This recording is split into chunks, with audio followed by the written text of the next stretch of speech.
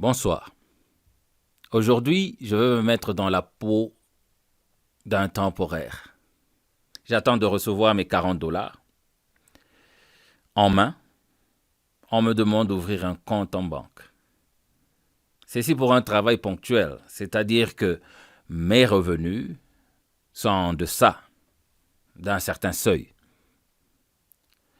Parce que je reçois de l'argent d'une manière irrégulière et espacée, je suis donc classé comme un pauvre.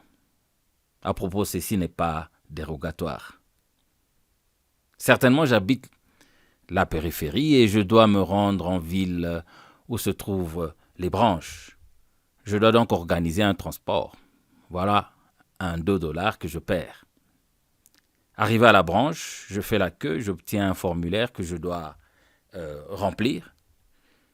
Il faut peut-être payer un minimum dans le compte, mettons 10 dollars. Il me faut une carte bancaire, peut-être un autre 10 dollars. 2 à 3 mois que je devrais attendre pour obtenir une carte. Et je dois maintenir les frais bancaires mensuels avec un peu d'argent. À propos de la carte, j'ai implémenté la puce pour la Standard Bank, qui est une banque commerciale, et l'Investec Bank, qui est une banque d'investissement. Vous savez, la carte puce est tout un ordinateur, avec un système d'exploitation, avec des applications crédit débit, loyauté, et des configurations en binaire ou en hexadécimal. J'ai implémenté toute l'architecture jusqu'au bureau de personnalisation. C'est là où les cartes sont imprimées et ça prend du temps. La transaction elle-même demande toute une infrastructure, c'est-à-dire du distributeur automatique d'argent ou le POS jusqu'à l'engin d'autorisation qui vérifie le compte, le PIN qui lui demande un engin à part qu'on appelle le HSM, Hardware Security Module, et d'autres paramètres qui contrôlent la logique du business, c'est-à-dire la balance, la limite journalière, la situation géographique, avant que l'opération ne soit autorisée. Maintenant, je veux me mettre dans la peau du banquier. Ma branche doit payer son loyer, doit payer l'eau et l'électricité, les frais de municipalité, les accessoires de travail, les tables, les chaises de bureau, les salaires, les taxes, la logistique, les systèmes, les ordinateurs, les logiciels, les licences, etc. Donc, je dépense à peu près, mettons à titre d'illustration, 100 dollars par employé par heure.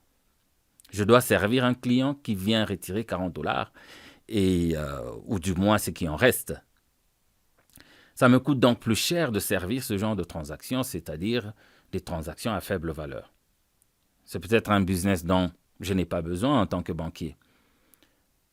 Voilà peut-être pourquoi j'aurais encouragé le gouvernement d'utiliser d'autres moyens comme le cash en main, par exemple, comme on dit, Maboko Bank. Ou alors, en tant que banquier, j'utiliserai ce qu'on appelle le self-service, qui est aussi l'une de mes spécialités, que j'ai implémenté dans plusieurs parties du monde, qui encouragerait les clients à utiliser d'autres moyens d'accès comme les distributeurs automatiques d'argent, l'Internet, applications mobiles, les agences, les SMS, les USSD, et laisser les branches pour les transactions à haute valeur, achat de maison, achat de voiture ou prêt. D'autres aspects qu'on ne voit pas, un autre aspect qu'on ne voit pas, 1 heure dans la queue, 30 000 personnes vous font 30 000 heures, soit 3 750 jours de 8 heures. Dans le monde du travail, un jour est équivalent à 8 heures. Ce qui fait à peu près 10 ans. La République a donc perdu 10 ans de travail. Et j'espère que mes calculs sont corrects. Il coûte cher d'être pauvre. Et pour le pauvre, et pour les banques, et pour la République. La République a donc intérêt à ce que ses citoyens ne soient pas pauvres pour maintenir un compte bancaire.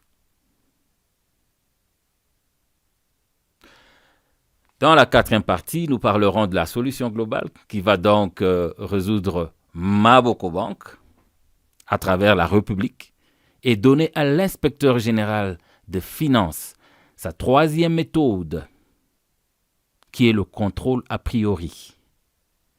Cette méthode, une méthode Deus ex machina, qui viendra donc s'ajouter aux deux autres méthodes déjà en cours, c'est-à-dire le contrôle après le fait, c'est-à-dire que l'argent a déjà traversé les rivières et les frontières, c'est-à-dire a posteriori, et le contrôle concomitant, la patrouille financière, comme l'avait annoncé lui-même notre super compétent M. Jules Alingueté.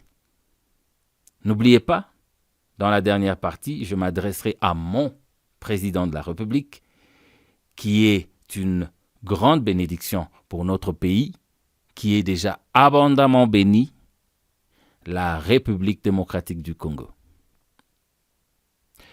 Je m'appelle Aimé Boukassa et je suis architecte des solutions. Dans l'entretemps, portez-vous bien et recevez mes salutations les plus patriotiques. Bonne soirée.